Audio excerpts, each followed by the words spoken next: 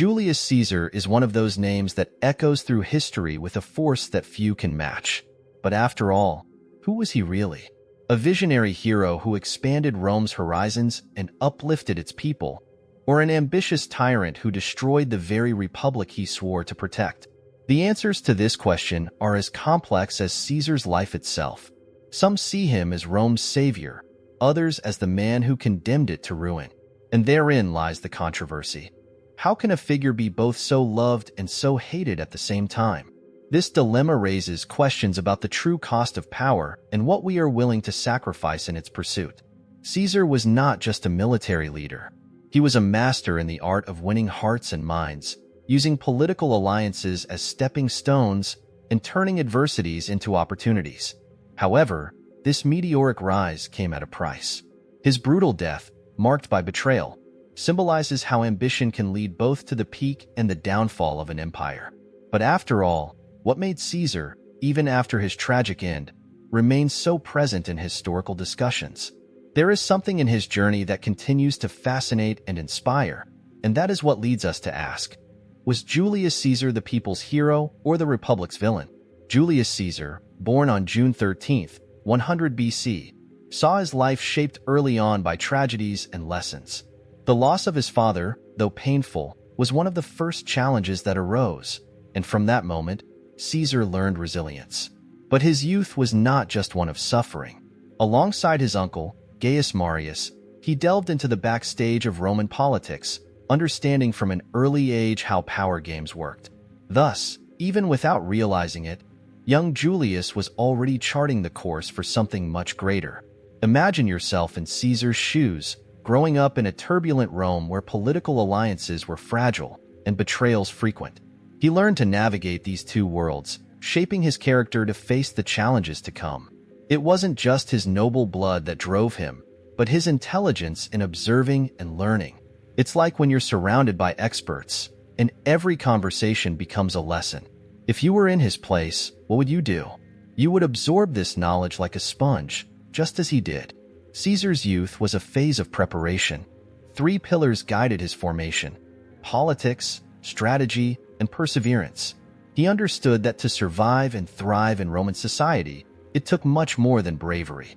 Gradually, he shaped his mind for great conquests, always keeping in mind that each challenge brought him closer to something greater. And it was with this mindset that his military career began to take off, transforming young Caesar into one of the greatest names in history. After surviving a civil war, Julius Caesar saw the military career as a way to stand out in a world that demanded courage and cunning. Upon enlisting in the army, he quickly proved his worth, fighting with honor in various battles. His competence and skill in the field caught the attention of his superiors, and Caesar didn't just follow orders, he perfected them. Every battle he faced became another step on the path to becoming a great commander. Imagine facing a battlefield where victory depends not only on strength but on strategy. Caesar understood this like few others. Instead of acting on impulse, he studied his opponents, anticipated their moves, and thus achieved impressive victories.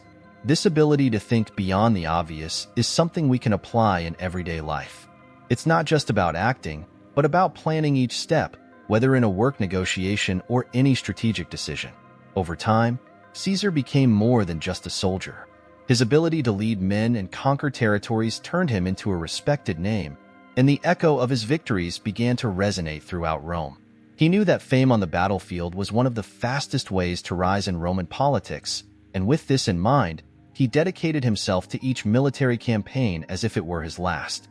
This dedication prepared him for the political challenges that would follow. Julius Caesar's marriage to Cornelia Senilla was not just a union of hearts, but a strategic move in a Rome full of political intrigues.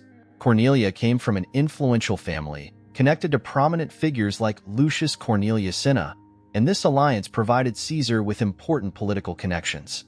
However, these years were also turbulent, and Caesar soon discovered that power in Rome lay not only in military battles, but also in family and political alliances. Imagine living in a time when every personal decision influenced the future of an empire.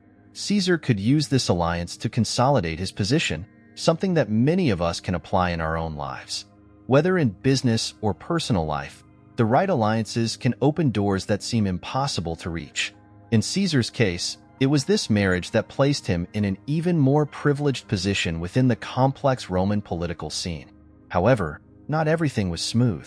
The marriage to Cornelia also brought challenges, particularly due to Rome's political instability. Still, Caesar demonstrated his loyalty to her, refusing to follow the orders of dictator Sulla, who wanted him to divorce. This resistance showed that, for him, political alliances needed to be built with integrity, a lesson that remains relevant today. Caesar's life, thus, continued to be full of challenges, but each one only prepared him for the next step. In one of the most remarkable episodes of Julius Caesar's life, he was kidnapped by pirates while traveling through the Mediterranean Sea. The pirates, upon capturing him, demanded a special ransom, but Caesar, with his typical audacity, suggested they ask for even more, as he was worth much more than they realized. During the days in captivity, he maintained a firm posture and even befriended the kidnappers, jokingly promising them that he would hunt them down once he was freed. Not only did Caesar keep that promise, but he turned it into a lesson in strategy and determination. As soon as he was freed, he organized a fleet and set out to find the pirates who had captured him. It wasn't just about personal revenge, but also a demonstration of his military prowess and commitment to his word. This story illustrates the importance of acting firmly in the face of adversity, a lesson we can apply when we find ourselves in difficult situations. Keeping calm, planning, and acting at the right moment. When Caesar finally captured the pirates, he did not hesitate to punish them severely, showing that his promise was not just rhetoric. He demonstrated to the world that underestimating him would be a fatal mistake. This episode in his life further solidified his confidence, not only as a ruthless commander, but also as someone who took his promises seriously. And this attitude only propelled Caesar further in his political ascent, preparing him for his return to Rome and the challenges that awaited him. Upon returning to Rome, Julius Caesar was carving out a new path, now focused on politics. He knew that military power could open doors, but it was in the Senate where the most important decisions were made. His popularity grew, and with it came new responsibilities. One of the most notable was that of Pontifex Maximus, which placed him in a position of great religious and political influence. From there, Caesar began to build his power base, knowing that every move had to be calculated with precision. Rome at that time was a constant battlefield of political maneuvering, and Caesar navigated this environment with the same strategy he used in his military campaigns. Every alliance he formed and every decision he made was carefully planned. He understood that power did not lie solely in commanding armies, but also in winning hearts and minds. It's like in any modern organization. The true leader is the one who can unite people around a common goal. With his skill in handling Rome's complex network of alliances, Caesar continued to rise. Being Pontifex Maximus was just the beginning. He knew that real power lay in building solid trust and gaining the confidence of those around him. And so, little by little, Julius Caesar shaped the political landscape, preparing the ground for the great conquests that would follow. But, as we will see, his ambition knew no bounds, and Gaul would be the next stage for his historic feats. Gaul, a vast territory filled with Celtic and Germanic tribes, would become the stage where Julius Caesar solidified his reputation as one of Rome's greatest military commanders. For years, he led relentless campaigns, defeating tribes that challenged Roman power. Each victory was not just a territorial conquest, but a step towards strengthening his position in Rome. Caesar knew that the expansion of the Roman Republic depended on controlling these regions, and he spared no effort in ensuring Rome's dominance was absolute. Imagine the challenge of leading Roman legions into unknown lands, facing enemies who knew the terrain better than any Roman soldier. Yet Caesar never wavered. With sharp strategy, he was able to exploit his opponent's weaknesses and turn even the most adverse conditions into opportunities for victory. This ability to adapt and innovate is something we can bring into our own lives. Whether at work or in personal situations, success often depends on our ability to see solutions where others see only problems. The victories in Gaul brought not only glory but also wealth to Rome, further increasing Caesar's power. However, these conquests also stirred jealousy and distrust among his political rivals, especially Pompey. The rivalry that would emerge from these victories would be the prelude to even greater conflicts, but for now, Gaul was the stage where Caesar proved to be a military genius, laying the groundwork for the formation of powerful alliances. Amidst his conquests, Julius Caesar knew that military strength alone would not be enough to control Rome. Thus, strategically, he formed the triumvirate with Pompey and Crassus. This alliance between the three most powerful men in Rome distributed nearly absolute control over the Republic. Each brought their influences and resources to the table, and together, they shaped the political landscape of the time. However, like any powerful alliance, this one carried heavy internal tensions, fueled by conflicting ambitions. Imagine the complexity of coordinating three great egos in a single political alliance. Pompey, with his military reputation, and Crassus, with his wealth, formed a formidable trio with Caesar. This union allowed them to govern Rome with almost no opposition. However, political alliances, much like in modern times, are delicate balances that need to be maintained. It's like any modern society, where leaders must balance power and interests without letting ambition destroy cooperation. The triumvirate represented not just an alliance but a pact of dominance over Rome, and Caesar, always shrewd, used this partnership to further expand his conquests and consolidate his power. But human nature, always marked by ambition, began to show its cracks. Crassus's death soon destabilized the balance, and the rivalry between Caesar and Pompey reached new heights. What seemed to be an unbreakable alliance began to crumble, and the path to civil war drew near. With Crassus's death, the fragile balance of the triumvirate began to collapse. Without Crassus's economic and political influence, the rivalry between Julius Caesar and Pompey became decisive. The relationship, already strained by Caesar's conquests and growing popularity, reached a critical point. Pompey, who was once an ally, now positioned himself as a defender of the Republic and Caesar's enemy. Rome, once again, was on the verge of descending into civil war. This scenario is reminiscent of many modern dynamics, where a strategic loss can completely shift the balance of power. Just like in a large corporation, where the departure of a leader changes the entire organization, Rome saw the void left by Crassus quickly filled by the rivalry between Caesar and Pompey. Pompey, now siding with the Senate, viewed Caesar as a direct threat to the Republic and to his own position of power. The end of this alliance marked the beginning of a conflict that would define the future of Rome. What started as a strategic partnership turned into a war between two giants. Pompey and Caesar were destined to clash, and the fate of the Republic was at stake. The breakup of this alliance planted the seeds for a series of battles that would redefine power in Rome, culminating in the decisive moment when Caesar would take one of the boldest actions of his life, crossing the Rubicon. When Julius Caesar crossed the Rubicon, he knew there was no turning back. This symbolically irreversible action was his declaration of war on Pompey and the Senate. Caesar marched with his legions toward Rome, igniting the Second Civil War of the Roman Republic. It was a risky move, but typical of his bold personality. In making this decision, he wasn't just fighting for power. He was redefining the political structure of Rome itself. The war between Caesar and Pompey wasn't merely a conflict between two men, but represented the fate of a republic that was falling apart. This decision is a clear example of how, sometimes, we need to take decisive actions in our lives, even knowing the risks are high. In moments of crisis, there is often no room for hesitation, and Caesar understood this better than most. The Battle of Pharsalus, one of the key confrontations of this war, demonstrated his military genius, but also his ability to remain calm under pressure. He anticipated Pompey's moves and used his own tactics against him, resulting in a decisive victory. After this victory, the political landscape of Rome changed significantly.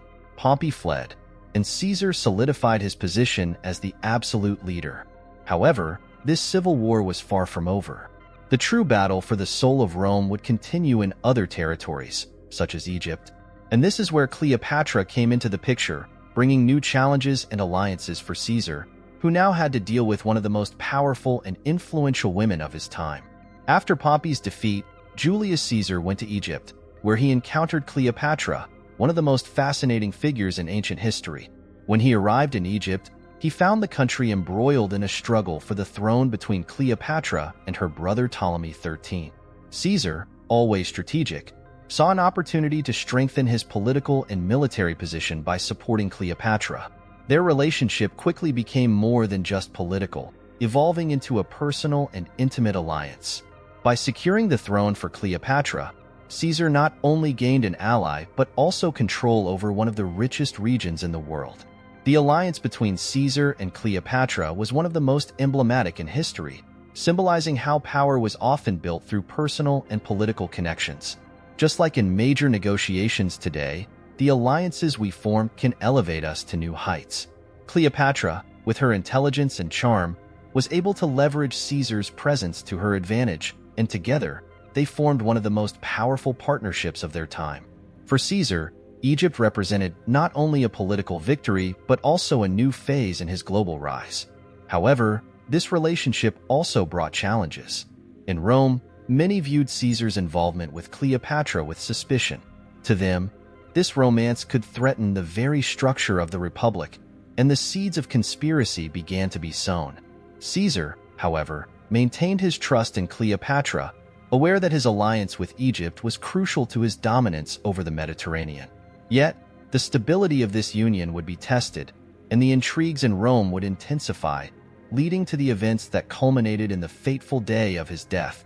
In 44 BC, Julius Caesar's rise to absolute power sparked fear and distrust among Roman senators. Many no longer saw him as the hero who expanded Rome, but as a threat to the Republic itself. Caesar's appointment as dictator for life was the final straw for many who believed he intended to establish a monarchy. Led by Brutus and Cassius, a group of senators decided that the only way to save Rome was by eliminating Caesar. A conspiracy was orchestrated, and Caesar's fate was sealed. The conspiracy against Caesar mirrors the dilemma many leaders face when they reach the top. The more power you gain, the more adversaries emerge around you. To the conspirators, their actions seemed necessary, but the cost would be high. On March 15th, the infamous Ides of March, Caesar was lured into the Senate, where he was brutally assassinated by those who once trusted him.